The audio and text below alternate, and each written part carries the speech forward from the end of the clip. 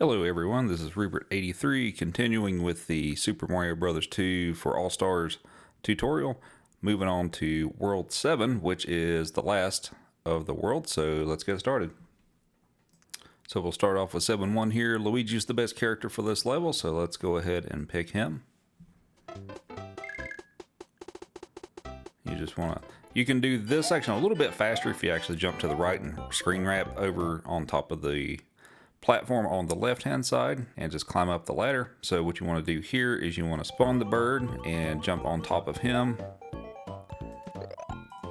and you can go across this section. I'm taking a little safer here. You can actually jump on top of all these pillars and go a little faster. This is a little safer route, but once you go over there, there's a rocket here. Pull it up and you'll go into the next section here.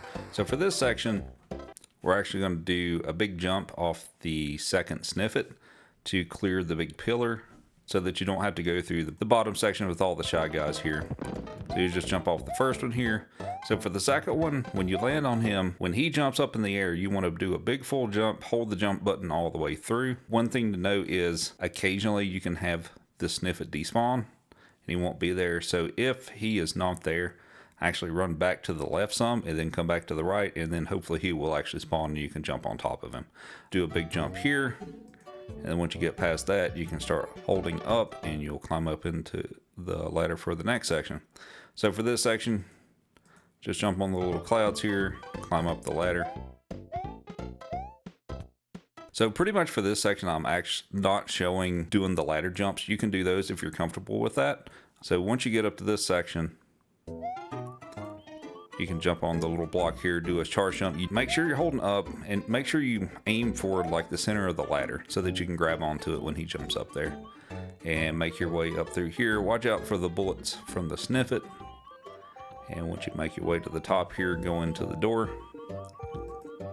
And you're going into a birdo fight here. So with this, the quickest way to pick up that mushroom block is when you run off platform here, hold the jump button all the way through. You'll float just a little bit and you can land right on top of the mushroom block, like so. And then here you've got a green birdo fight. Take out birdo, and that should be it for 7-1. And we are on the final, which is 7-2. So we will pick Toad and go ahead and get started here. So the first section here, you want to watch out for the first sniffet. Shooting the bullets, pick him up, jump on top of the other couple of sniffets, and you can make your way into the inside portion. Here for this section, there's a couple of ways you can approach this. You can do some duck jumps. You can pick up one of the shy guys and run quickly with them. In this video, I'm actually showing you can just pick up one and throw them and take about 3 of them out to clear the way there. And you get to this little section here with the ninja. What you can do here is pick one up, make your way around them. One thing you might find a little easier is if you do a duck jump between them and try to land on the last one. Some people like to do that and find it a little bit easier. But make your way past that and then run on the platforms. Watch out for the fireballs and climb up the chain and get into the second room. One little trick that's a little bit slower but a little more consistent of getting past through this section is climb all the way up, and then as soon as you can cleanly get off the chain, just keep running. Do not hesitate through this section till you get past the second spark. But if you keep up the same momentum and don't hesitate, you can just run straight under the spark right here and don't have to worry about getting hit by that. So for this section, you want to do a chain jump, which allows you to skip a very, very large portion of this level. I did explain how to do chain, ladder, and vine jumps earlier in the tutorial. If you're doing just any percent routes, you may have missed that. So I'll just go ahead and re-explain that here. So when your character lets go of a chain, vine, or ladder, you have a 3-frame window in which you can jump in midair. And that's essentially what we're trying to do here. So what you want to do is you want to press up and right or up and left, whichever one is more comfortable. And when your character lets go of the chain, you have a 3-frame window to press jump. This will probably take some practice to get down. It's a lot better that you actually learn the timing of this and get comfortable with it rather than just randomly spamming the jump button. So we will pull off a chain jump here and we'll slow it down a bit so you can see the inputs. And we're going to jump on top of the wall here. When you get to these sections where it's got the chains going up through the ceiling, you want to make sure you actually jump over these and don't run over them, because if you run over them, you'll probably fall down into this section and you'll have to do another chain jump to get back up there. And then the next chain is the one where you actually do want to fall down here. So when you get to this section, when you get to where the chain is, of course you can't see your character, so you kind of have to guess. But when you get to this section, when you start to drop down, I would probably recommend letting off the D-pad. Don't press up or don't press down, because what will happen is Toad will climb up the chain and go into the upper room and you'll have to come back down. And the reason that's kind of unfortunate is right now the key is on the ground and you can just pick it up and go. But if you actually go up in the upper room and come back down, you'll actually have to fight Birdo to get the key back. So it's important that you don't accidentally go up the chain. So pick up the key, be a little careful here, and go into the door.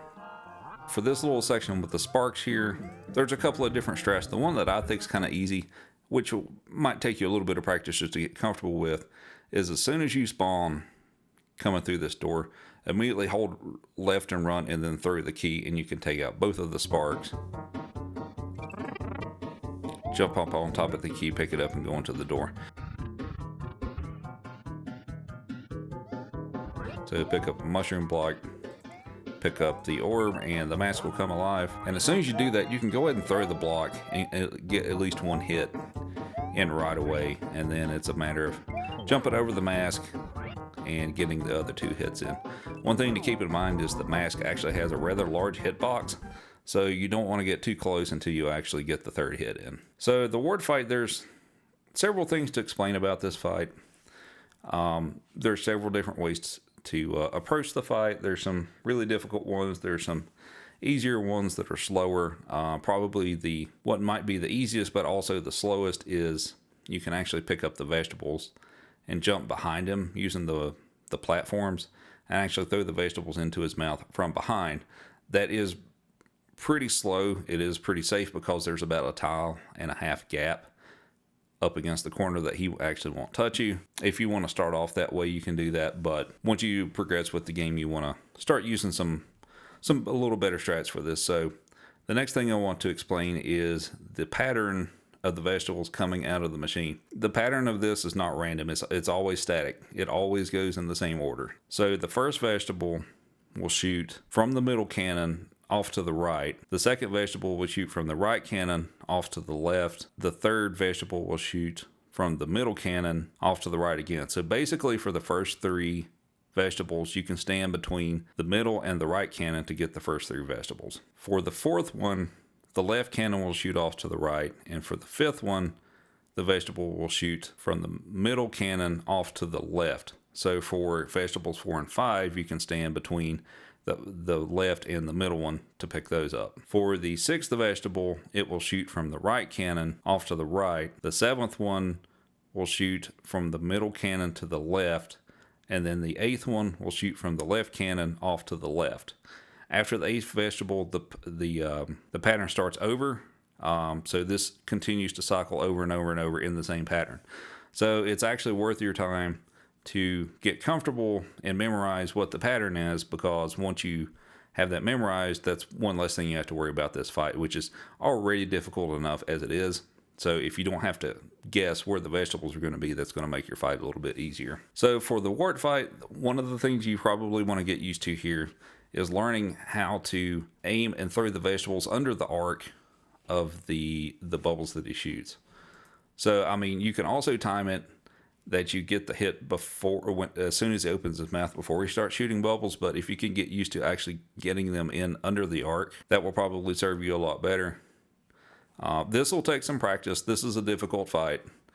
You have to worry about the bubbles flying around and where the vegetables are going to be. So this will take quite a bit of practice, but working on trying to get the vegetables thrown just slightly under the arc and be able to hit his hitbox there. This fight, I'm taking it particularly safe, which at least starting out is probably a good idea, because you don't want to die on this fight. You can lose a ton of time by dying on this fight. So if you just kind of watch what I'm doing here and practice that for yourself, you can get this fight down.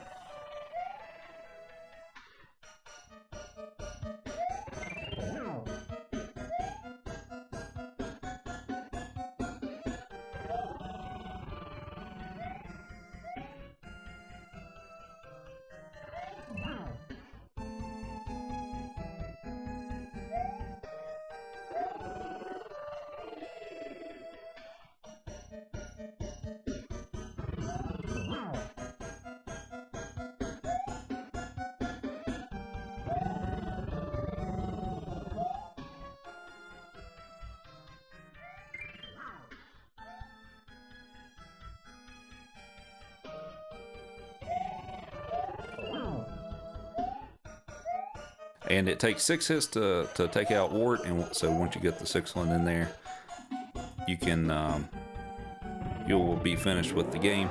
One thing to keep in mind is while he's flashing before he flies off the screen, don't run into him. You can still die from that. So just be mindful of that. But once he's off the screen and the fanfare stops playing, you can go into the door and you have completed the game. And that wraps up this video. I want to thank everyone for watching. I hope you found it informative. Don't forget to like and subscribe if you enjoy my content. If you would like to see my live content, head on over to twitch.tv/Rupert83. I stream most days starting around 10 p.m. Eastern. Thank you.